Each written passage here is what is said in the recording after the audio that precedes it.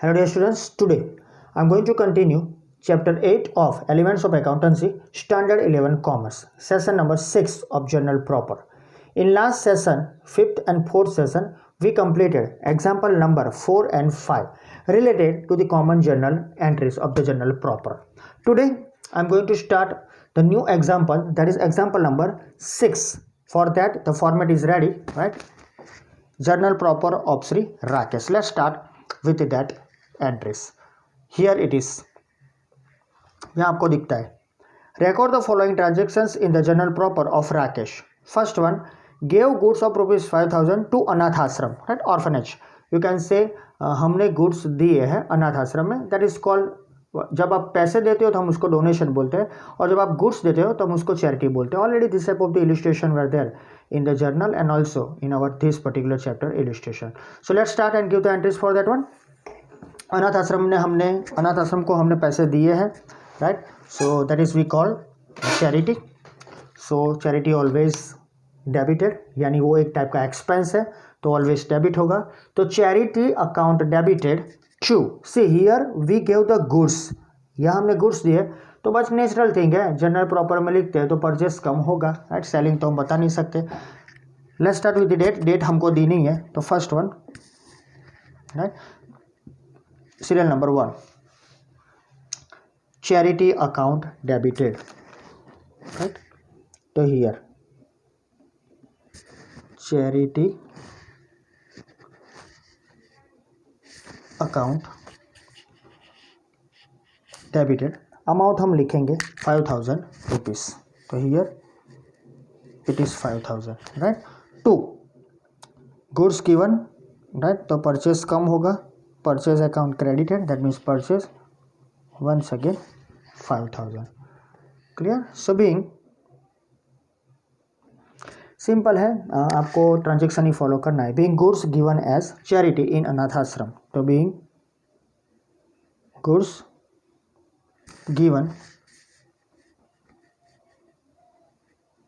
In charity, okay. You can write down अनाथ आश्रम भी आप लिख सकते हो. That is the first entry. ये कॉमन सा एंट्रीज होता है ये सब कुछ, right. Next one, second one.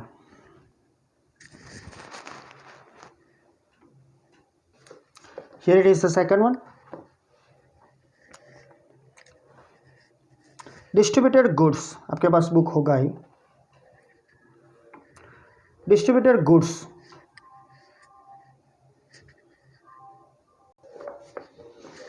Here distributed goods of ₹4,000 as free samples. So here we distributed goods as free sample. That means when we are receiving, that is non-economic, but here we are distributing the goods as free samples, so we can consider as advertisement. So second number, that is advertisement.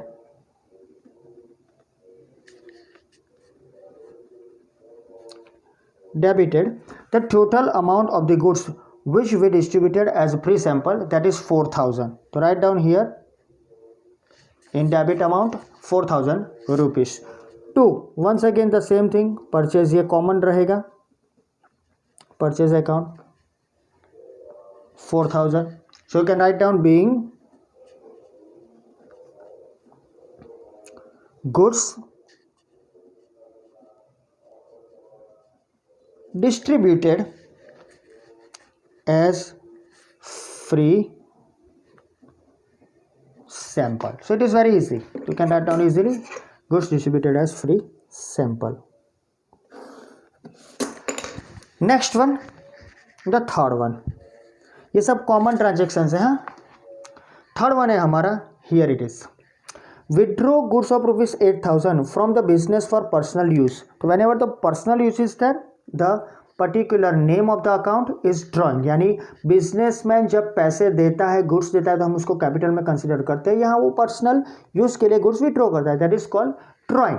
So same entry in the credit, but debit will be drawing. So here drawing account debited, we have to write down the amount of that goods, जिसका जो particular हमने यहाँ transaction में देखा है 8,000 rupees का. 2, goods goes out, goods तो जा ही रहे, तो 2 परचेज अकाउंट 8,000। बीइंग आपको मालूम है ट्रांजेक्शन के हिसाब से लिखते हैं हम, being goods withdrawn for personal use, या हमने गुड्स पर्सनल यूज के लिए विड्रॉन किए हैं, यानी घर पे जाएंगे। That is the next one, fourth one. आगे purchased furniture of ₹3,000 by giving goods of ₹2,800।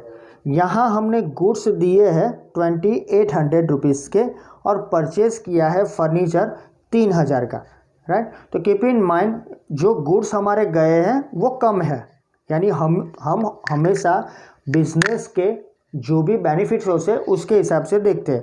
अगर हमें गुड्स ज़्यादा दिए होते तो हम ये प्राइस लिखते फर्नीचर की, कीप इन माइंड, राइट। अब समझ लो कि purchase furniture of ₹3,000 by giving goods of ₹3,500, तो हम गुड्स लिखते 3,000 के ही, राइट, क्योंकि फर्नीचर 3,000 का है। लेकिन यहाँ पर कम प्राइस कौन सी है, गुड्स दिए हैं 28, हमारे बिजनेस में गुड्स जो गए हैं वो 2,800 के हैं, तो हम लिखेंगे सिंपली 2,800 के goods. Furniture comes in as per our rule, तो write down furniture account debited 2,800 to goods हमने दिया है, so that is to purchase account. एक ट्रांजेक्शन ऐसा भी आया था आगे, उस टाइम पे भी हमने डिस्कशन किया था, गुड्स गोज आउट करके सेल्स लिखा था, शायद आपको वो मालूम होगा, right. It was there in the illustration, okay, I think यहाँ पर ही था इल्यूस्ट्रेशन कि purchase the furniture of ₹8,000 against the goods costing ₹7,000, वहाँ पर हमने सेल्स लिखा था, वो भी आप लिख सकते हो, राइट। इस दोनों में कोई फ़र्क नहीं है, राइट। लेकिन वहाँ पर हमने गुड्स दिए थे 7,000 के, लेकिन फर्नीचर आया था 8,000 का, तो गुड्स हमने कम दिए थे और फर्नीचर लिया था, तो वो भी यहाँ मायने रखता है। तो दोनों एंट्री को ध्यान पर रखना, राइट, क्योंकि वहाँ पर गुड्स 7,000 के थे और हमने फर्नीचर लिया था 8,000 का, ओके। सो सेम टाइम के ट्रांजेक्शन ही है, तो यहाँ पर आप लिख सकते हो कि सेल्स भी लिख सकते हो, that is also allowed, okay. So that is the fourth one.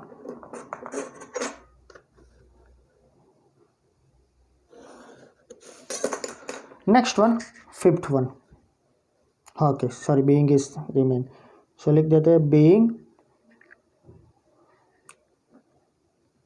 Goods of ₹2,800 given and purchased furniture, okay.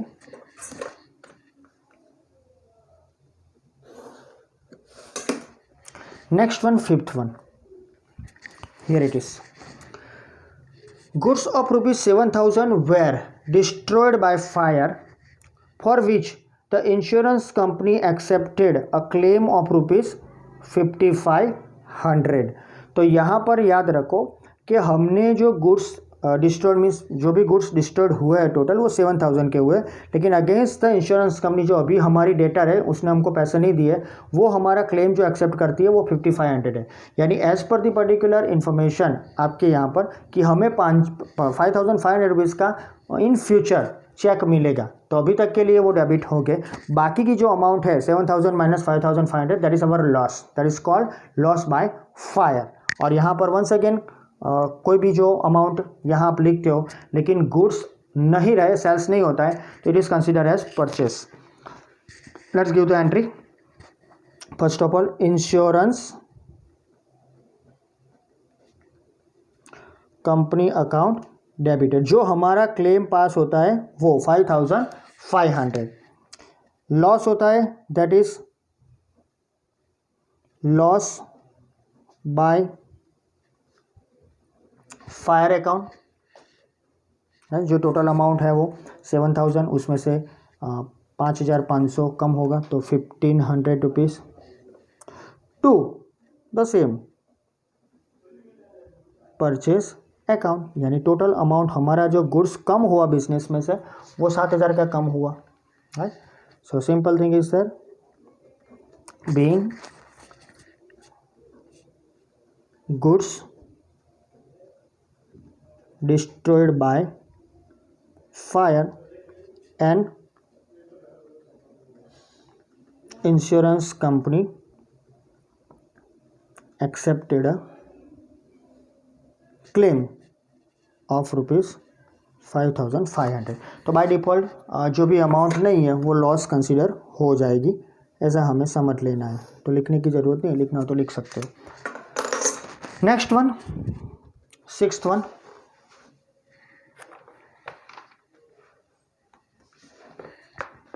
here it is, an amount of ₹2,000 is receivable from Nirali which cannot be received now। यानी हमें 2,000 रुपये निराली से मिलने वाले थे, maybe C is our debtor, वो अब नहीं मिलने वाले। That means bad debts. Easy है इसलिए हम जल्दी जा रहे हैं। Bad debts account debited, amount है हमारी 2,000 रुपया। तो Nirali is not able to pay the amount, so Nirali's account, now her account will be closed, that is 2,000 rupees, right. तो being bad debts of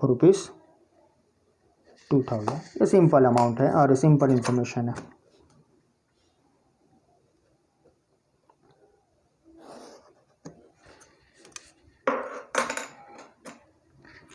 next one, 7th one, here it is, write off depreciation on machinery ₹800।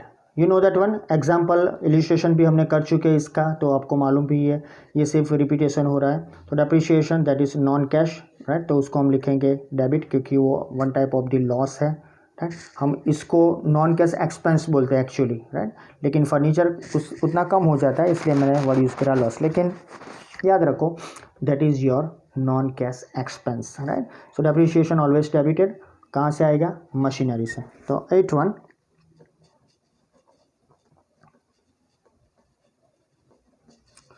depreciation account debited, the amount is 800 rupees to machinery account, that is of 800 rupees। being एकदम simple है, right? being depreciation written off।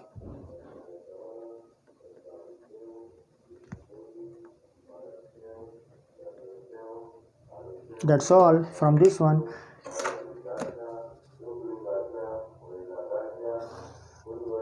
Next and last one, that is the 8th number, salary for the month of March is unpaid ₹7,800। this is the particular entry for the adjustment, यानी कि मार्च महीना आ गया, end of the year हो गया, financial year अब ख़त्म हो जाएगा, तो उसकी जो सैलरी हमने पे नहीं की है, तो यू नो दैट वन के एक्सपेंसेस आर ऑलवेज डेबिटेड, तो सैलरी हम डेबिट करेंगे, लेकिन जो अमाउंट हमें स्क्वायर अप करनी है, एडजस्टमेंट करनी है, उसके लिए हम लिखेंगे to unpaid salary account, right. ये भी हमने डिस्कस कर लिया है। So to means salary account debited 7,800, right. क्यों? ये एडजस्टमेंट एंट्री है, तो unpaid salary account that is also 7,800 being salary for March unpaid, क्योंकि हमने ये पे की नहीं है, तो ये जब अप्रैल आएगा नेक्स्ट मंथ तब कर लेंगे, तब इसकी रिवर्स एंट्री देंगे, लेकिन वो आपके सिलेबस में अभी नहीं है, वो 5th चैप्टर में आएगा पार्ट 2 में, तब हम देखेंगे। So here it is completed, total up, right. Simply 5 + 4 9, 9 + 8 17, 17 + 2 19, 19 + 5 23, 23 + 1 24, 25, 27, 27 34, 34 and 1600, right? तो 35,300 and another 800. So total 37,400. Right? You can use the calci also.